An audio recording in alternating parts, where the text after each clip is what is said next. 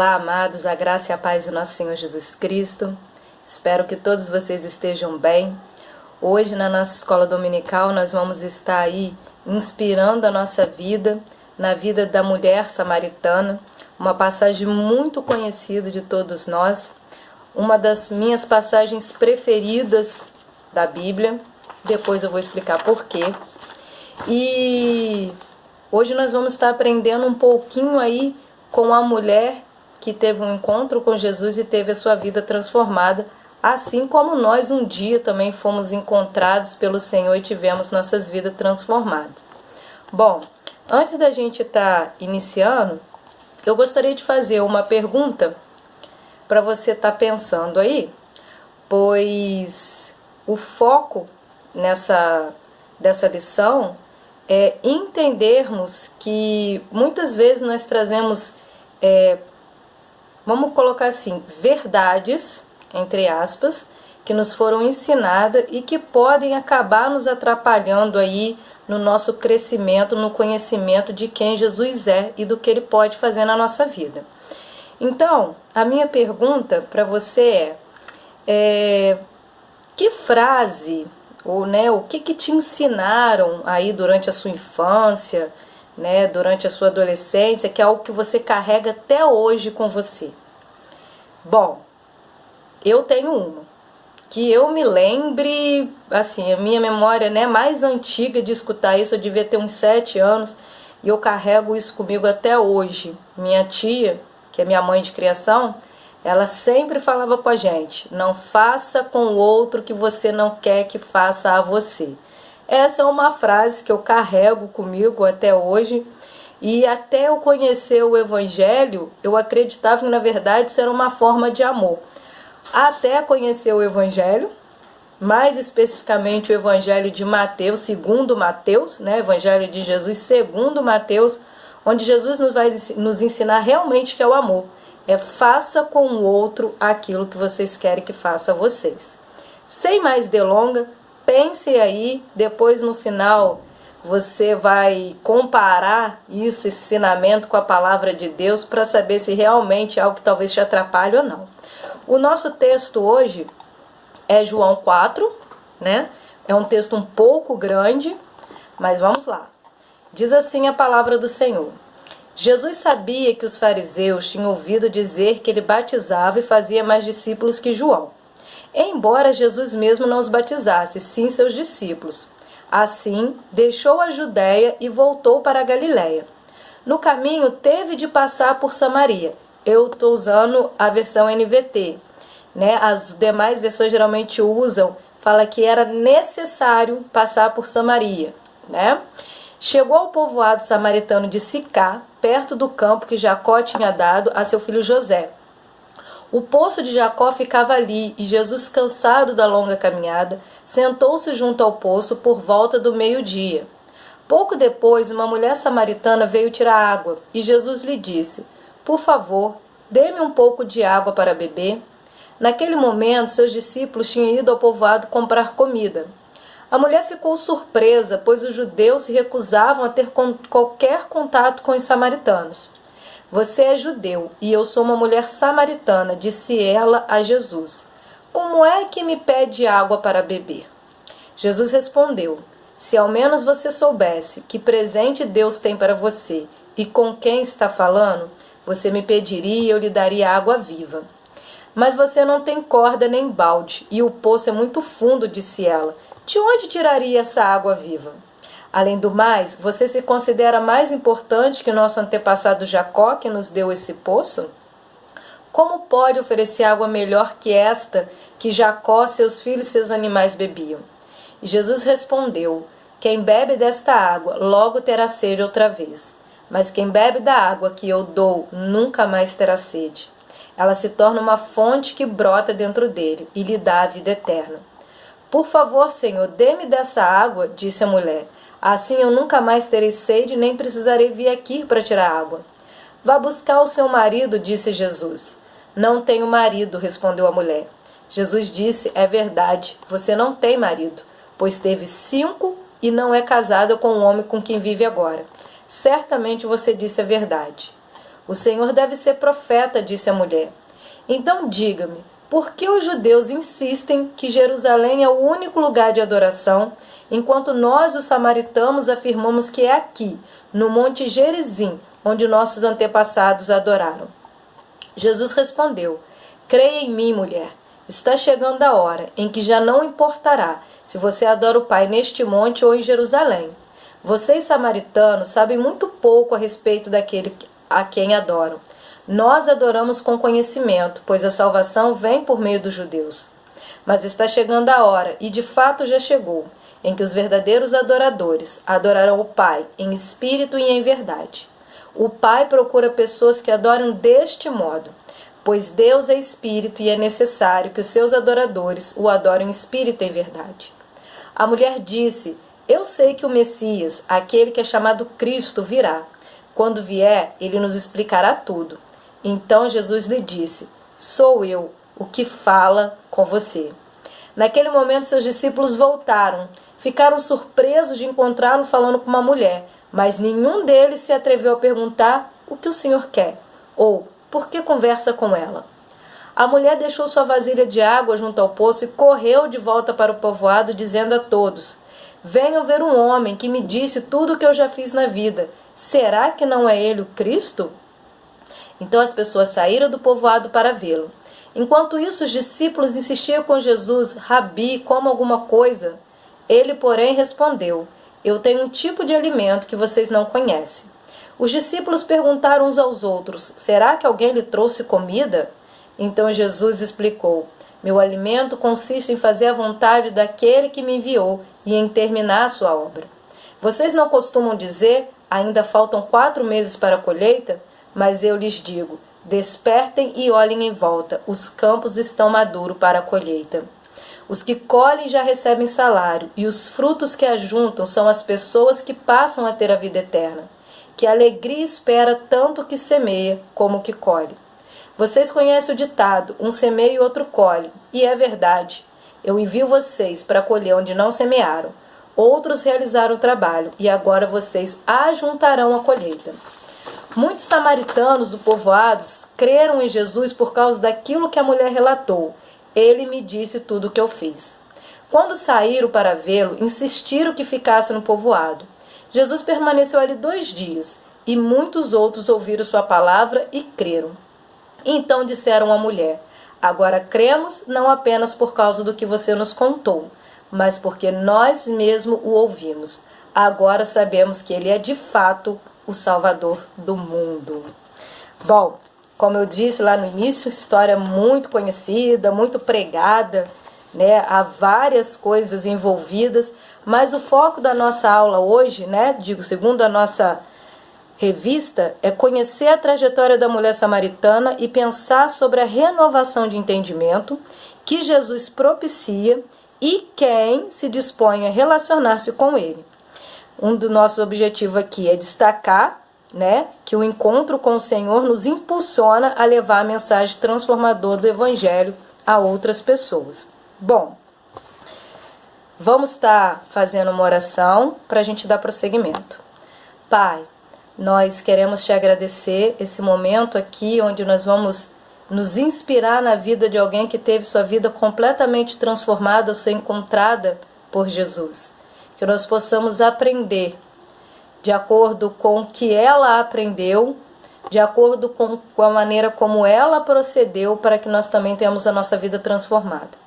Que não seja um momento de conhecimento por conhecimento, mas que verdadeiramente, Espírito Santo, que o Senhor tenha a liberdade de transformar a nossa vida através da Tua palavra. Nós te agradecemos a liberdade em Cristo Jesus. Amém. Bom, nós temos algumas coisas, alguns pontos para poder destacar nesse texto, antes da gente chegar lá naquela parte do que a gente vai aprender com a mulher samaritana. E a primeira delas é a parte que o texto afirma que era necessário passar por Samaria, quando eu creio que a maioria de nós sabemos que não era necessário passar por Samaria. E apesar de Samaria, na verdade, ser o caminho mais curto. E aí a gente tem que entender do porquê os discípulos, né, os judeus, não os discípulos, mas os judeus, não querer passar por Samaria e porque Jesus colocar, né, João relata isso no Evangelho, ser necessário passar por Samaria. De cara você falar, porque Jesus tinha que encontrar aquela mulher, sim. Mas a gente tem que entender que o não passar por Samaria, na verdade, era um olhar preconceituoso.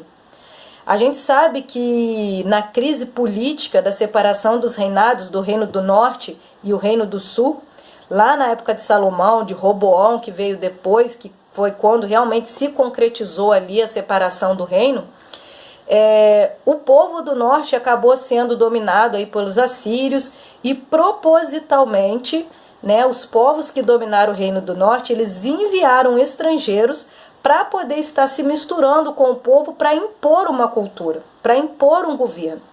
Então os judeus eles não aceitavam os samaritanos por ser um povo misturado com outros povos. E voltando lá no Antigo Testamento, na parte de Moisés, a gente vê que Deus fala que não podia ter essa mistura.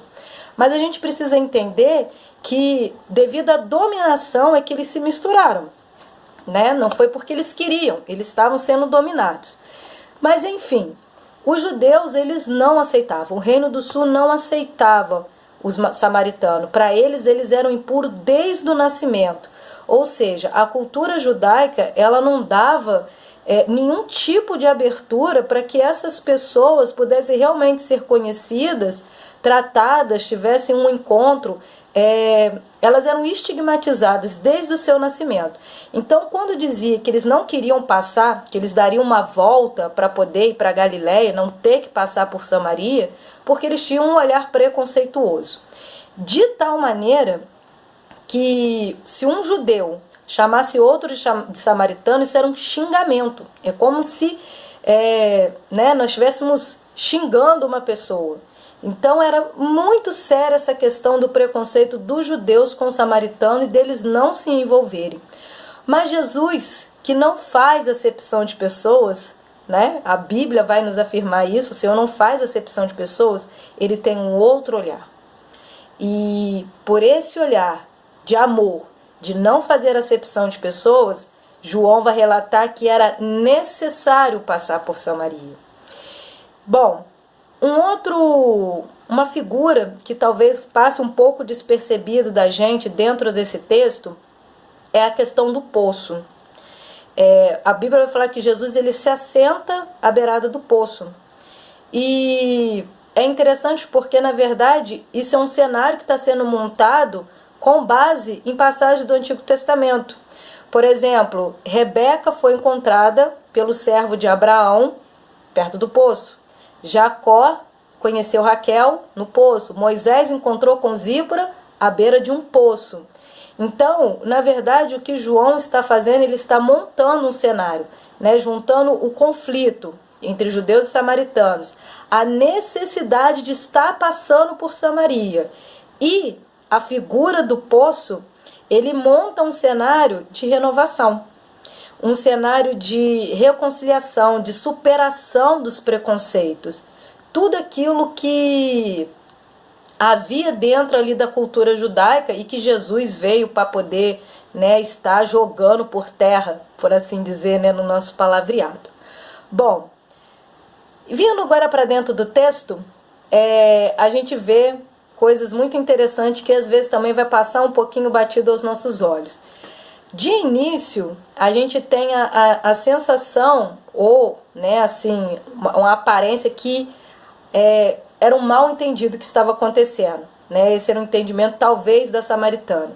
Porque ela diz, você sendo judeu pede água para mim, eu acho que está acontecendo um mal entendido aqui. Porque a gente não se bate. E é interessante que esse é o primeiro reconhecimento dela. A gente vai falar de uma progressão de conhecimento por parte da samaritana a respeito de Jesus. E esse é o primeiro passo, vamos botar o primeiro ponto de conhecimento a respeito de Jesus.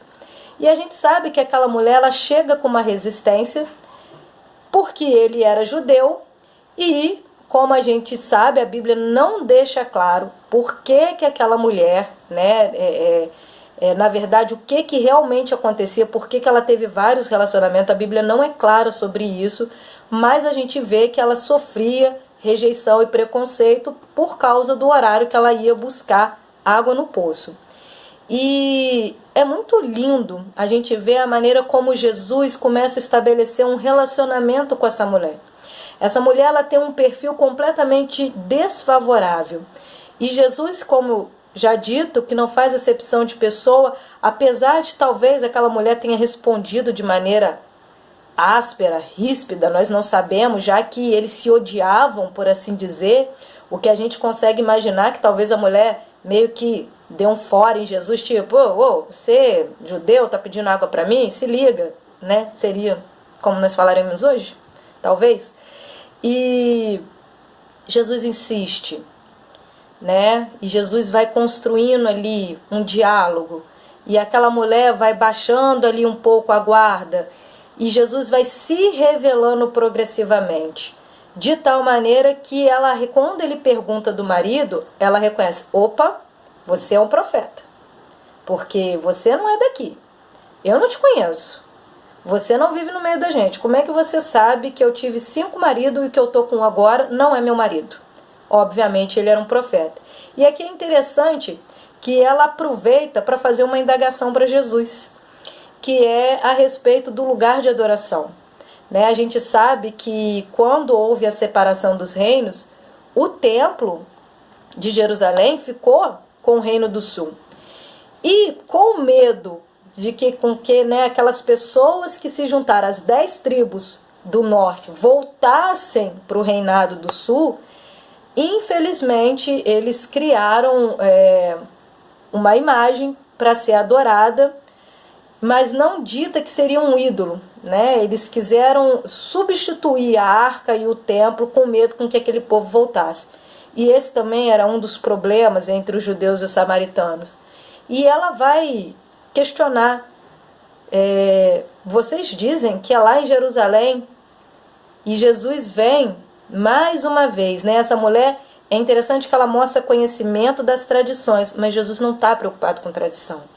Jesus, ele não estava preocupado com rituais. Jesus estava preocupado com a salvação da alma daquela mulher, que a salvação chegasse. E outro ponto importante que a gente olha para trás no Evangelho de João e nos outros, que Jesus não se revelava. Né? Quando perguntava, tu és o Cristo? Os fariseus indagaram várias vezes e Jesus não disse.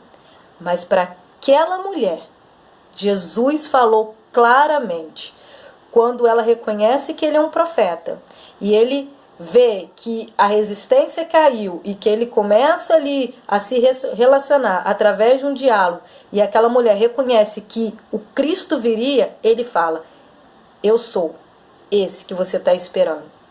E isso é muito interessante, porque aqui a gente precisa fazer um contraponto com um outro personagem da Bíblia, Nicodemos, que são duas coisas interessantes. Nicodemos era um mestre da lei.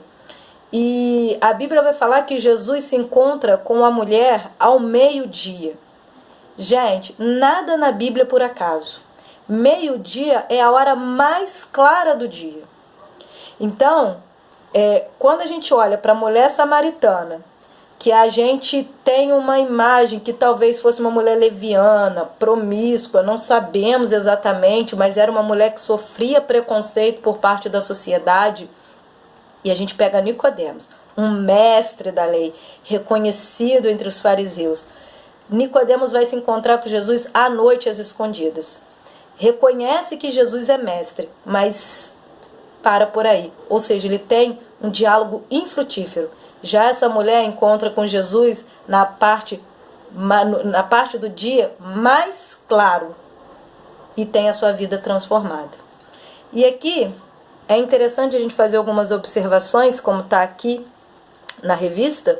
Como a gente falou, no início do diálogo parecia uma confusão, né?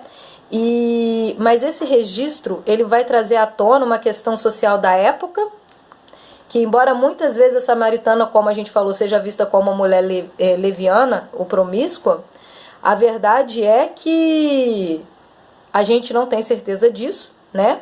O que estava em voga dentro desse texto, né, o que está, era a questão da tradição judaica na qual a mulher podia ser repudiada por qualquer motivo, não cabendo a ela a escolha de permanecer ou não no casamento, né? Verdade, a carta de divórcio foi dada em proteção à mulher, mas a gente sabe que de Moisés até a época de Jesus, né, muitas coisas foram incluídas, a lei foi distorcida e assim vai. Dentro da mesma tradição, seja por ficar viúva ou ser repudiada, outros maridos a acolheram e a deixaram, cabendo a ela aceitar para a própria sobrevivência dentro da dinâmica cultural o acolhimento e proteção que lhe era oferecido. Nós sabemos muito bem da condição da mulher dentro da cultura quando ela viveu. Não se sabe o motivo de tais mudanças de casamento, mas certamente que esse fato não era bem visto. E ela sofria acusações e preconceitos, mas a aproximação de Jesus dessa mulher mostra que o mestre não estava preocupado com tradições, condições ou condenações. Mas qual era a preocupação do mestre?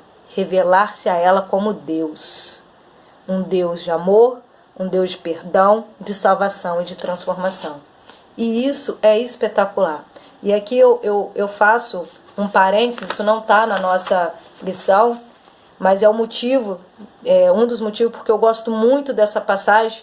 Geralmente eu gosto de fazer uma comparação com uma outra, quando Jesus e os discípulos eles vão passar por uma cidade e aquelas pessoas não querem receber Jesus, e os discípulos viram e falam: mestre, quer que a gente ore e faça cair fogo do céu? E Jesus, né, na sua infinita paciência, mas na tradução da linguagem de hoje, da Aline, tipo, cabeção, vocês não entenderam nada, né? Estão andando comigo para cima e para baixo, que hora que vocês viram fazer cair fogo do céu? Não foi isso que Jesus falou, é claro. Ele disse: vocês não sabeis de que espírito sou, porque se soubesse não estava falando besteira. Enfim, por que eu gosto? Porque a gente, principalmente depois de quando estamos um bom tempo na caminhada cristã, se a gente não vigiar, se a gente não realmente tiver um relacionamento de intimidade e comunhão, se a gente não tiver ali, não for sensível à voz do Espírito Santo, a gente é envolvido numa religiosidade, é envolvido pelo legalismo, pelo fundamentalismo, como os fariseus foram. E a maneira como Jesus estabelece um relacionamento com essa mulher é um exemplo de evangelização para nós, né? Os discípulos querendo que caia fogo do céu é o exemplo do que a gente não tem que fazer. E a maneira como Jesus estabelece um contato com uma pessoa repudiada, com uma pessoa que sofria preconceito, por uma pessoa que provavelmente era condenada em todas as esferas da sociedade, é o nosso exemplo de evangelização. Jesus, ele não chega expondo o pecado, condenando, criticando. Não, Jesus estabelece, constrói uma ponte. Jesus se apresenta para ela e só depois Jesus vai confrontar o pecado daquela mulher.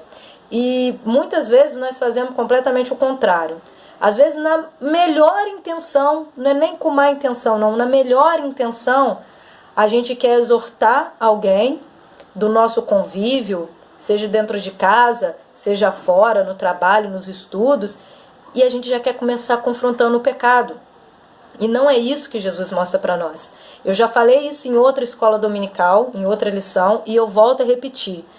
Verdade e amor precisam dar juntos, porque a verdade sem o amor, ela é crueldade. Então, quando na minha melhor intenção, né, eu estou vendo o meu próximo em pecado, vivendo uma vida de pecado e delito como essa samaritana vivia, mas eu vou falar a verdade, mas sem amor, eu estou sendo cruel. Da mesma forma que o amor sem a verdade é uma sedução. Por isso que muitas pessoas, às vezes, elas vão à igreja, elas levantam a mão, né? A gente fala para aceitar Jesus, mas na verdade é Jesus que aceita a gente, né? A gente que aceita Jesus, né? E depois de um tempo elas se decepcionam e vão embora. Por quê? Porque foi pregado um amor sem verdade, que é uma sedução. E aí, enquanto o Senhor é meu pastor e nada me faltará, tá tudo bem. Mas aí quando eu falo que Jesus, ele não é só meu advogado, mas que lá no final ele é aquele que tem a espada de fogo que sai da sua boca, ele vai pisar na cabeça dos inimigos, que o que o homem planta ele também colhe, opa, aí eu me ofendo. Eu me ofendo e vou embora. Então, voltando agora aqui à nossa lição, Jesus se revela para aquela mulher como um Deus de amor, de perdão, de transformação. E aqui entra, eu acho que o ápice da história, por assim dizer, né, dessa experiência. Essa mulher que estava com sede, esquece o cântaro para trás, nem lembra de levar a água embora junto com ela, corre e vai para a cidade fazer o quê? Compartilhar. E aqui tem uma parte que a gente não leva em conta. A gente disse que essa mulher ela vivia preconceitos. Essa mulher vai justamente no povo que repudia ela, que trata ela com discriminação, compartilhar o que ela tinha acabado, né, de descobrir, compartilhar a experiência que ela tinha de transformação. E isso é tremendo, porque vamos olhar para nós. Será que nós vivêssemos em um lugar onde nós fôssemos rejeitados por todo mundo? Talvez você até viva isso. E de repente Jesus te encontrasse, mudasse a tua vida, te transformasse. Para onde que você ia correr para compartilhar essa boa nova? Para quem te rejeitou? Para quem faz fofoca da tua vida? Para quem te discrimina? Gente, isso é um aprendizado extraordinário. E é o que a pastora muitas vezes fala. Aquilo que nós vivemos de experiência com Deus tem que transbordar. E eu não posso escolher para quem eu quero que transborde. Isso tem que transbordar para todo mundo. Porque todos são alvos do amor de Deus. Mesmo que seja difícil, em algumas situações, para algumas pessoas que a gente vê que elas fazem a gente aceitar, elas são alvos do amor de Cristo. E nós não somos ninguém para escolher com quem a gente vai transbordar aquilo que Deus tem feito na nossa vida ou não. Porque Jesus não escolheu, Jesus transbordou para todos. E Ele é o nosso exemplo a ser seguido. Apesar de um perfil desfavorável, a samaritana cresce em sua compreensão acerca de quem é Jesus. Primeiro, ele é um judeu. Depois, um profeta. Em seguida, ela descobre que ele é o Messias. E, por fim, o Salvador de todo mundo. E a vida daquela mulher é transformada. Talvez hoje, se essa mulher vivesse no nosso meio, talvez eu e você, se ela fosse na nossa igreja, dependendo da bagagem de criação que a gente traz conosco, com os nossos preconceitos, talvez você nem estendesse a mão para poder dar a paz do Senhor, apesar que nós não podemos estar dando a mão. Mas fora desse contexto de pandemia. E essa mulher foi a maior pregadora de Sicar. E eu tenho a impressão que essa mulher, que hoje, talvez muitos de nós fôssemos chamar de leviana, de promíscua, de vagabundas e outros aí nomes que nem convém a gente falar. Ela ganhou mais alma para Jesus, talvez, que eu e você na nossa vida inteira. Então, assim, como eu disse, uma das passagens que eu mais gosto, porque vai quebrar muitos estereótipos, vem quebrar os preconceitos que a gente traz da nossa vivência, daquilo que a gente viveu, daquilo que nos ensinaram. E a primeira coisa que a gente precisa aprender com essa mulher é que aquilo que nos ensinaram, ou talvez a dor que a gente viveu, o preconceito que a gente sofreu, assim como na vida dessa mulher, não pode nos impedir de dialogar com Jesus, de ter uma vivência com Ele e de compartilhar aquilo que a gente está vivendo com Ele. É interessante, voltando rapidinho à questão do meio-dia, isso tem um significado na escrita joanina. Significa que aquela mulher estava de coração aberto, diferente de Nicodemos, que estava com o coração fechado, por causa da sua religiosidade, com medo do que os outros fariseus iam pensar. Apesar daquela mulher ter chegado com uma resistência, com uma barreira por toda a dor, por tudo que ela já tinha sofrido, ainda assim, ela chegou aberta à transformação de Cristo. Bom, como sempre, a gente sempre fala, né, o que nós aprendemos aí com a mulher samaritana, para a gente já ir nos encaminhando para o fim. O primeiro ponto aqui que a revista destaca, que é para a gente se inspirar na vida dessa mulher, é com relação a abrir-nos, à renovação do entendimento. Essa mulher, ela não queria dialogar com ninguém.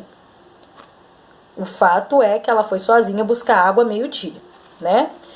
E no primeiro momento, ela quer se proteger, né? E ainda que ressabiada, ela respondeu ao convite de Jesus para dialogar, mesmo que no primeiro momento ela não quisesse, né? E aí ela se deparou com outros conhecimentos sobre a sua história e a fé do seu próprio povo. Em tempos de intolerância, temos que ter cuidado para não nos fecharmos naquilo que cremos e que aprendemos, achando que já sabemos o suficiente. Os discípulos, ao se depararem com a cena de Jesus conversando com a samaritana, não quiseram saber sobre o que falava, apenas reprovavam o que viam. Mas as aparências enganam. Não era transgressão da lei, costume que acontecia ali, mas uma renovação de entendimento. Qual a nossa disposição em fazer esse movimento de nos abrir ao diálogo e à renovação de entendimento? Qual tem sido a nossa disposição? Temos investido tempo na nossa relação com Jesus e no estudo da Bíblia para que aquilo que conhecemos sobre a nossa fé seja renovado e renovador e não nos deixemos levar por fábulas ou ventos de doutrina? Ou seja, voltando, nós temos investido tempo em ler a palavra para que tudo aquilo que a gente traz da nossa vivência, que a gente traz daquilo que nos ensinaram, da maneira que nos educaram, mas que está em desacordo. Eu tenho investido tempo para que o Espírito Santo ele tenha essa liberdade para desconstruir essas, entre aspas, verdades? Ou a gente está preso em fábulas e ventos de doutrina, ou a gente está preso na religiosidade, né? Outra pergunta, a gente realmente tem tido aí uma experiência ou a gente apenas tem repetido o que ouvimos sem refletir? Né? Você realmente está vivendo e compartilhando, você está repetindo e não está nem refletindo, que é pior ainda. Há que se pensar e responder a tais questões com a mudança de comportamento. Segundo ponto, acolher o pastoreio e desejar a transformação. Diante da iniciativa, falar com ela, da postura, sentar-se junto ao poço, e da humildade, pedir-lhe água, de Jesus, aquela mulher arredia foi se rendendo. Com uma atitude amorosa, Jesus foi aprofundando o diálogo e se dando a conhecer, enquanto ela foi se desarmando e se transformando a partir disso. No processo de crescimento espiritual, quer pelas aulas da escola dominical, encontro com pessoas que nos discipulam, momentos devocionais, Deus se achega a nós, né? Nós precisamos vencer o medo e a resistência para vivermos aí essa cura do Senhor na nossa vida, naquilo que a gente traz e que talvez tenha atrapalhado o nosso crescimento espiritual, né? A mulher sofrida venceu o medo e investiu suas esperanças em Cristo. Podemos buscar coragem em suas atitudes para aceitarmos as curas e transformações que o encontro com Jesus nos possibilita. E por fim, o terceiro ponto, não ter o caminho guiado pelo passado. Isso é muito importante. Mas mover-nos mediante a novidade presente, Jesus. Amados, o passado daquela mulher fazia ela caminhar de maneira solitária. Mas ao encontrar Jesus, ela sai do anonimato, ela sai da solidão e ela vai em direção ao povo compartilhar o que Jesus tinha feito na vida dela, né? Anunciando o que ela aprendeu com o Messias, de maneira que fez com que aquele povo fosse até Jesus, conhecer Jesus, e a Bíblia afirma que aquele povo reconheceu que Jesus era o Salvador do mundo. Nessa esperança, ela podia caminhar livre, redimida, transformada e compromissada com a missão de anunciar a verdade. A renovação do nosso entendimento ajuda a mudar a perspectiva sobre nós e a nossa vida. E é extremamente importante que a gente se enxergue como Deus nos enxerga e não como o mundo nos enxerga, né? Como às vezes a gente se enxerga com a ótica da dor do que a gente viveu, mas com a ótica de Cristo. Se a falta de conhecimento das Escrituras ou a errada compreensão das mesmas nos acorrentam na culpa e limitam a maneira de ver e viver, o ensino libertador de Jesus gera em nós capacidade de ressignificar a culpa em arrependimento e de seguir adiante, confiante na companhia cotidiana do Espírito Santo, que nos educa e nos dirige em nossa caminhada. Que a gente possa nos inspirar na vida dessa mulher transformada pelo seu encontro com Jesus. Que a gente não venha se mover segundo as dores do passado, mas que a gente possa estar aberto à transformação do Espírito Santo a cada dia. E que a gente possa aprender com essas grandes lições que essa mulher nos ensina e que Jesus nos ensina com o seu modo amoroso de dialogar, de construir pontes e não muros. A minha oração é que o Espírito Santo ele possa trabalhar essas verdades, porque essas sim são verdades, em seu coração, de maneira que eu e você, nós possamos nos abrir a cada dia à renovação do nosso entendimento. Como diz Romanos 12, que a gente não venha nos conformar com esse mundo, mas que nós possamos ser transformados pela renovação da nossa mente. E a gente só vai receber essa renovação através do nosso relacionamento com Cristo, através da leitura da palavra e através do nosso relacionamento com o próximo. Não existe só relacionamento na vertical, mas também na horizontal. Para quê? Terminando Romanos 12, para que a gente possa viver, conhecer, provar, né, a vontade de Deus, que é boa, agradável e perfeita. Que Deus te abençoe, que você tenha um ótimo domingo, uma semana abençoada e que a partir de hoje você possa procurar essa renovação de entendimento todos os dias, quando você for ter o seu momento com o Senhor, quando você for ler a palavra dele, quando você estiver conversando com ele, nos seus afazeres, no caminho do trabalho, da maneira que for, que o Espírito Santo tenha essa liberdade para transformar a sua vida, como Jesus transformou daquela mulher. Deus te abençoe.